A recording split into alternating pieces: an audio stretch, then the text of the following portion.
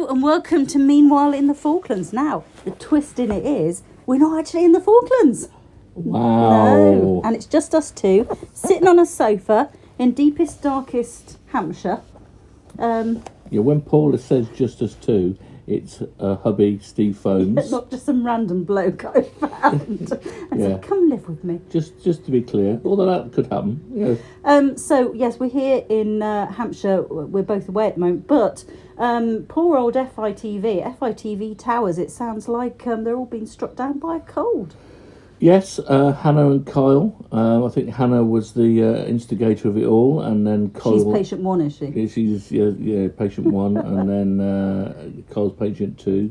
Fortunately, Ollie and Tom have not, as yet, Touchwood got it. Ollie's working his little socks off down there, while they're both had some time off, haven't they? Because they're just so poorly. So we said, don't you worry. We will sort it. We will do the podcast. We'll step in from Hampshire. So let's start with a hello to our regular listeners who have contacted me, because not many of you do actually contact us, and you need to engage with us. But hello to Ben, and hello to Emily and Scott. Scott, who's probably walking his dogs, because he said that's what he does when he listens to our podcast. Oh, very good. Yeah. And Stephen, if you're still listening, because Stephen's very keen on sport, so we only do the sport for him, really. Okay, well, make sure I include a little bit of sport later on. Listener, if you engage with us, you would be able to say, can you talk more about such and such? And we go, yes, we will.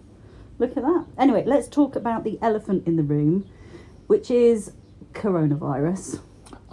Which is sweeping, everywhere, really. I think I've just heard that there's been a case in the Cayman Islands. So, yes, it's going out everywhere. But we're not going to talk about that, because neither Steve or I are really qualified to talk about coronavirus, really, are we?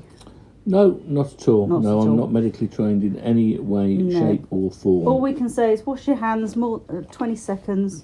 Apparently, it's 2 verses of God Save the Queen, but my goodness, you must be singing them at a pace. Yes, and to be fair, not everybody knows the second verse. No, but you do if you're in the Falklands. Yeah. Yes, because at every occasion where we sing the national anthem, for some reason, and I need to find out why, they always sing the second verse. Yeah. Thy choicest gifts in store on the forever pour, something like that. Well, yes, you know more of it than I do. But anyway, so hello to everyone, a special hello. If you are self-isolating and you've been sitting there going, what can I do? I know, I'll download a podcast and look, here's Meanwhile in the Falklands. Let's download that. There's no better way of spending 25 to 30 minutes. Switch off the telly and listen to us, and we'll tell you what you should be doing when because we can tell you all about that, can't we, Steve? Can we? Well, no, I can. Okay.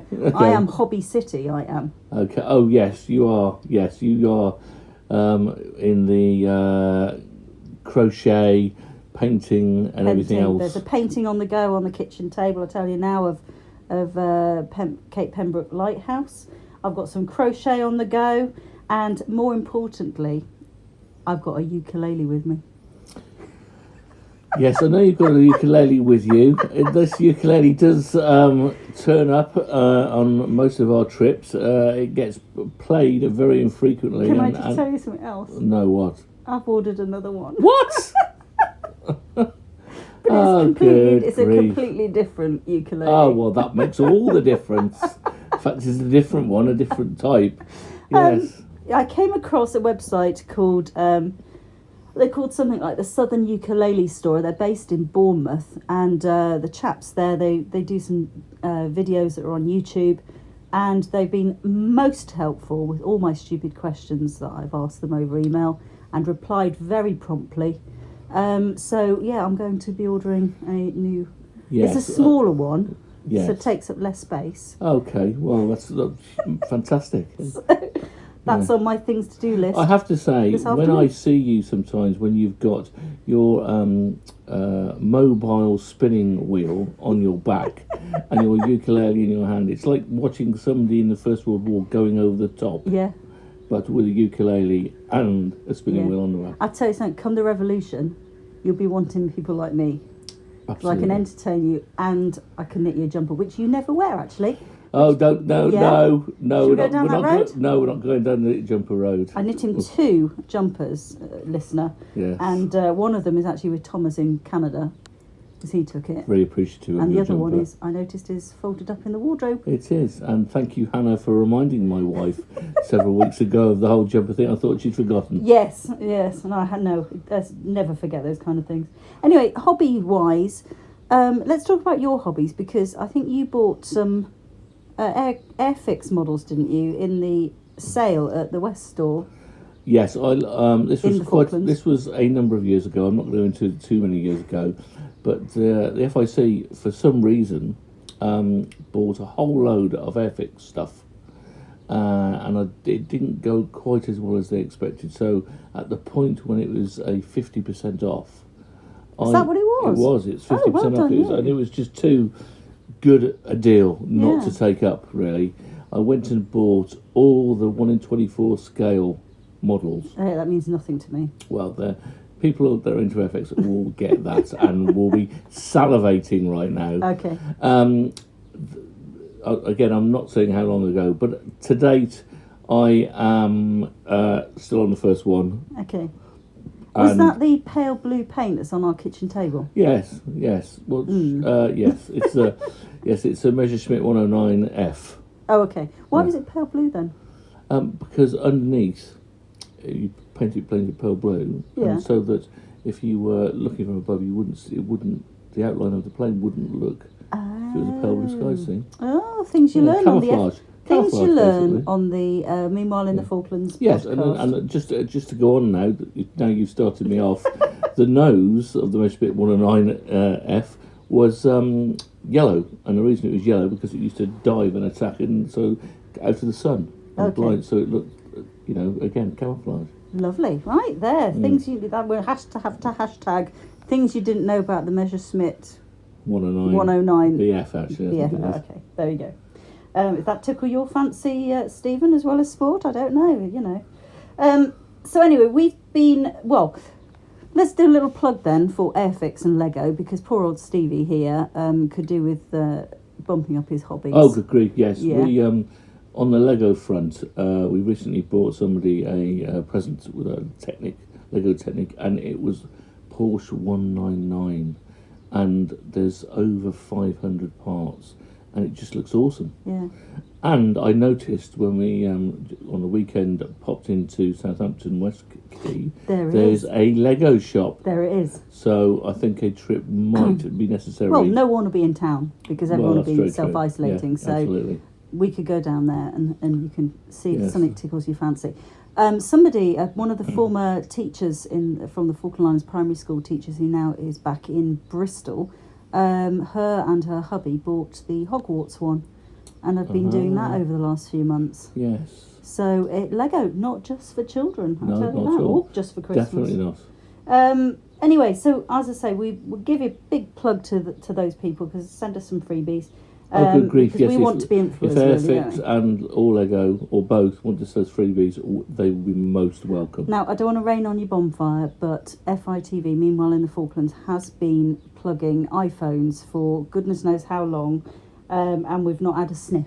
Not even a whisper of anything. Okay, well, you can So, keep trying. We'll keep trying. And then Katie, if listeners of the podcast will remember, Katie, who used to work for FITV, is now in Australia. She had a free watch centre. So does that make her an influencer? Because I took pictures of her out in round and round Stanley on Surf Yes, Bay. I remember that. I guess that does make her an influencer. Oh, that's nice.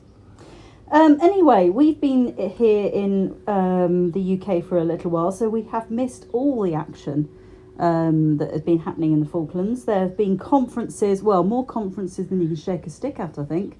Yes, it's been it's the conference season. It's almost like a whole new season. Yeah. It's just sprung up out of nowhere. So if you are an organisation out there and you're going, we need a nice, unique place to have our conference, come and have it in the Falklands. Yeah, absolutely. There's the Malvina House Hotel. Oh, let's give them a plug. Yes, we've got to give them a plug.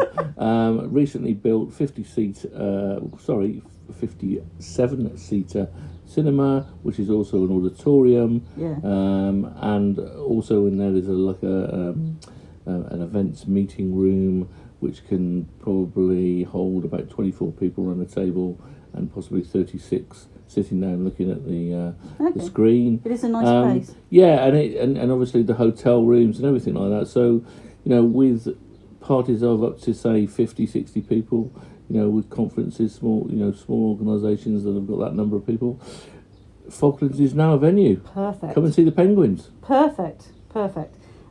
So what worries me from a news point of view is that we've had all this conferences and lots of news happening and things like that, and then it will come to winter and it'll be completely dead. So we've actually got a new person. Actually, I'm going to talk about that in a minute. We'll come back to the new person. Because it's coming into winter, do you think the park runs will still be going ahead, or do they just don't care? Oh, yes. I don't think the park runs stopped because of the weather.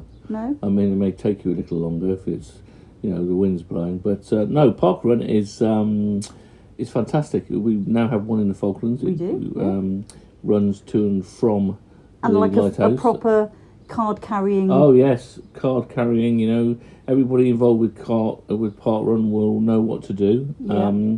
I've done 2 in the Falklands unofficially because I wasn't signed up, and then I signed up when I came here and did my first official one in Winchester, which was really good. It was over 250 people, which is fantastic. Running through the soggy course because it's obviously quite wet and soggy here with the floods. And it was. Yes, it was very muddy. I saw your feet afterwards. Yeah, but the big thing is because they ask the tourists, i.e. the people that are not part of the local park run, where they're from, and I put my hand up and said the Falkland Islands. They give this golden baton. There's 15 of them, I think, and they just so happen to have one at Winchester. Oh, wow.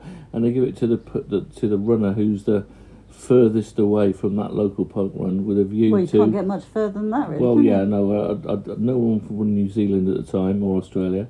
And so I've got to take that back to the Falklands with me and pass it on to a tourist in the Falklands. Oh, wow. And to bring back. Well, they may not be from the UK, they may be from somewhere else, but because park run is an international thing now. So park run's not the only sport that's on the Falklands at the moment. Last weekend, I believe they did this massive NPC versus Stanley extravaganza. Now, last year, they did it over 2 days because Katie and Thomas covered it on the Saturday and then Hannah and I covered it on the Sunday. But this year they only did 1 day, but new sports in there, including bouldering and short mat bowls. There is if you look at our Facebook page, FITV's Facebook page, you'll see that there is a little snippet and a teaser that Ollie put together.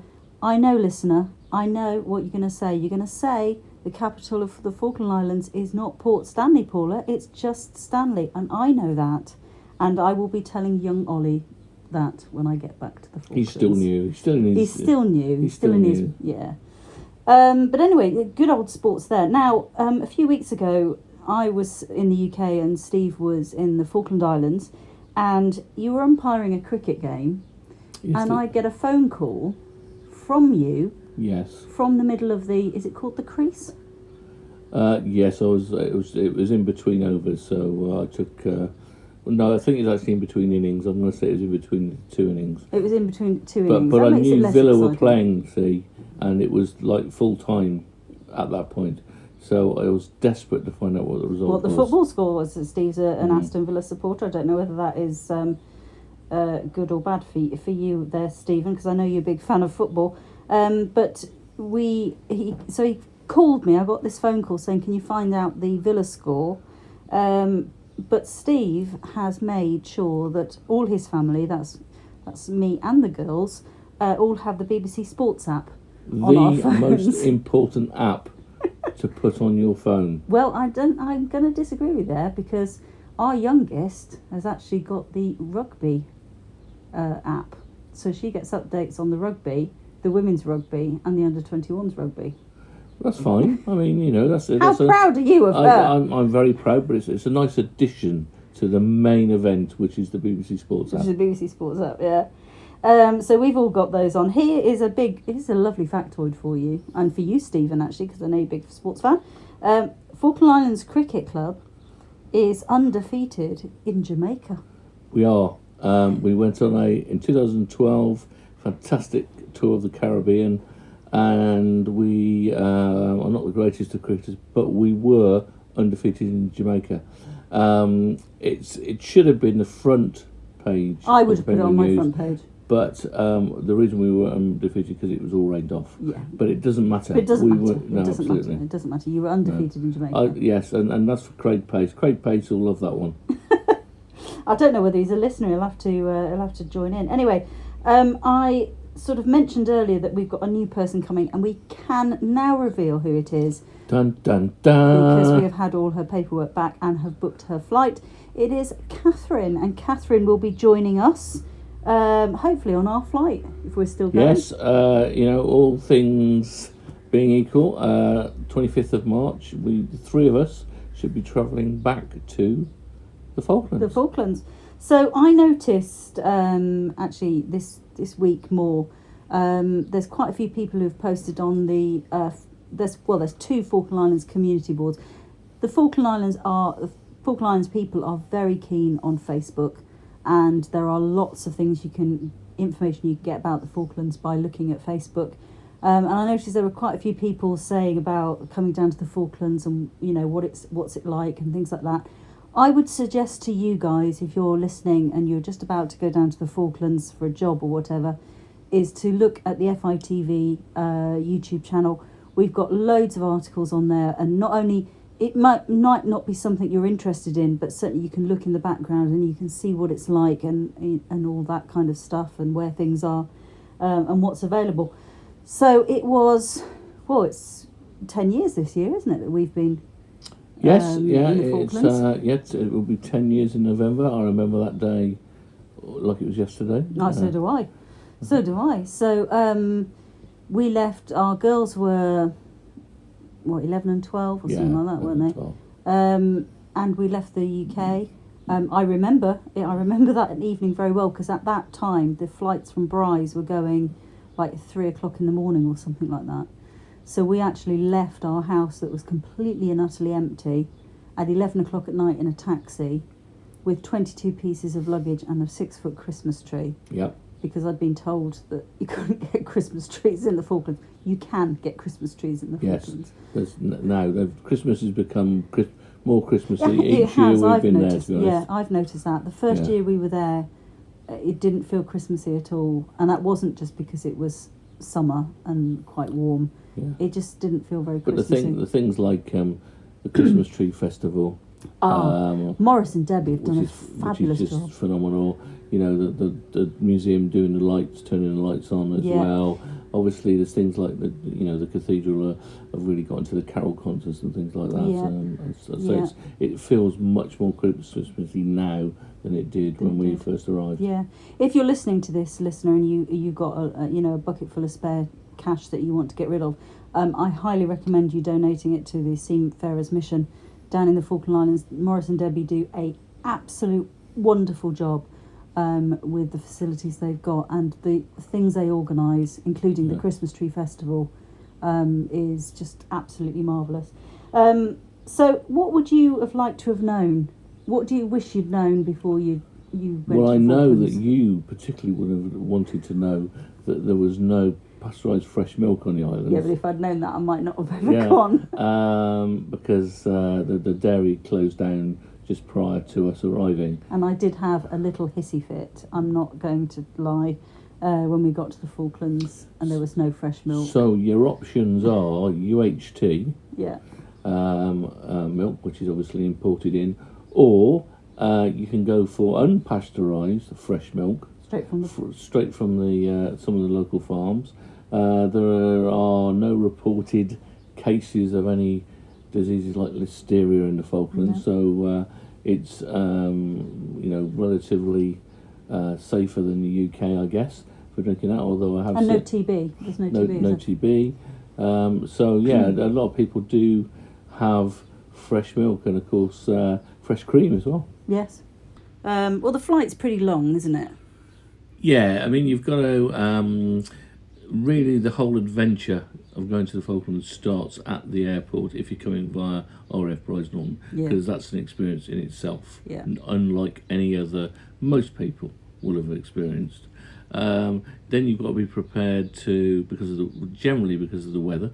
If the wind is blowing in the wrong direction, it creates rotors over the airport, and they close the airport. So you've got to be prepared for delays. Yes. And cancellations. Let's just go back to before you actually set foot on that aeroplane.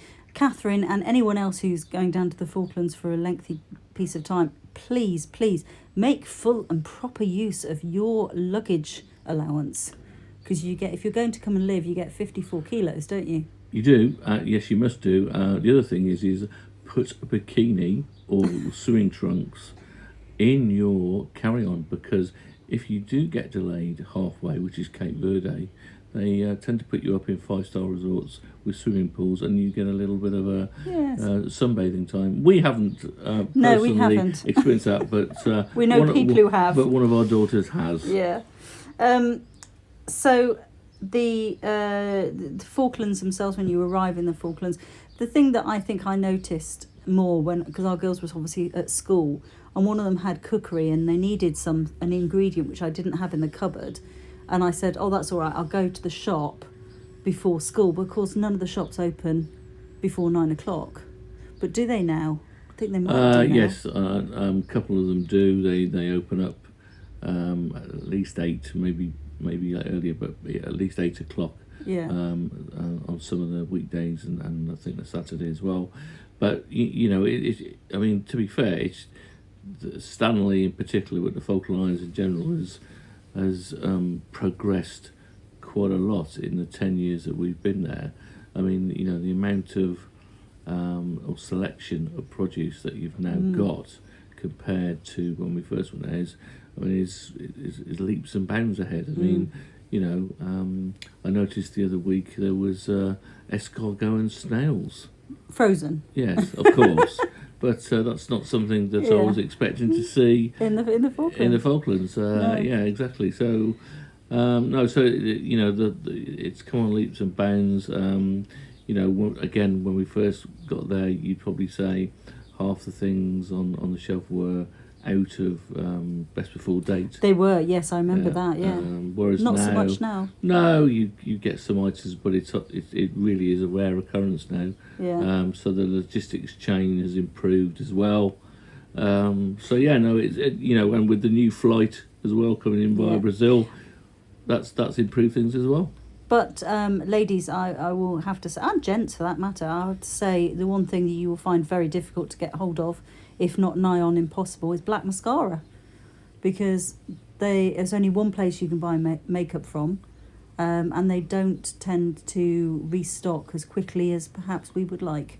Yes. So that's one thing. Catherine and any other person who's listening who wears that kind of stuff, including me actually, make sure you bring some black mascara with you, because you... Yes. And ladies' sanitary items as well. Now, I can get on a big soapbox and moan about this for quite some time. I don't know whether you want that really, but ladies' sanitary items, you can get them there. They may not be the products that you normally get, but and I took a photograph of it one day in one of the supermarkets. They had 19, no word of a lie, 19 different types of panty liners. Yes. Nobody needs that. Nobody needs that. Well, to be honest, you do. This is sort of a hobby horse of you, because I do remember back in, I think it was 1993, when the local candidate for the Lib Dem came round canvassing, and he asked you whether there's anything you could do, or he could do for you, and you said yes, abolish VAT on ladies' sanitary items, and strangely enough, they've just done it. 27 years later. It's only taken them 27 years to do it. And if you want to follow the hashtag... no, you can't say it. Okay. Let me just... No, you can't say that either. Good grief, we've got people who listen in America. You can't say that kind of thing. Anyway, that's come to the end of the list that I had of things we were going to talk about. Oh, what I meant to say to you before I forget. What? Have you newspapers? Yeah, because obviously you get a daily newspaper now in the UK, which is obviously something in the Falklands you only get on a weekly basis. Yeah. But I was reading the newspaper today about this company that were doing research on sleep, and they wanted somebody to basically be paid to sleep. Is this a real thing? Well, it's got to be a dream job, hasn't it? Oh, for goodness sake, Steve. Do you know what? As I was going, and that's the end of the podcast, I was thinking, we've got through this whole podcast without any dad jokes whatsoever. And then you go and blindside me right at the very end. For goodness sake. I'm sorry. Sorry, listener. I tried my best. We had a long chat before we started this. I told him not to do it. And, well... It might just be me on my own next week. Anyway, if you were offended by anything that was in this podcast, then I'm sorry. But anyway, tune in next week. Bye. Bye.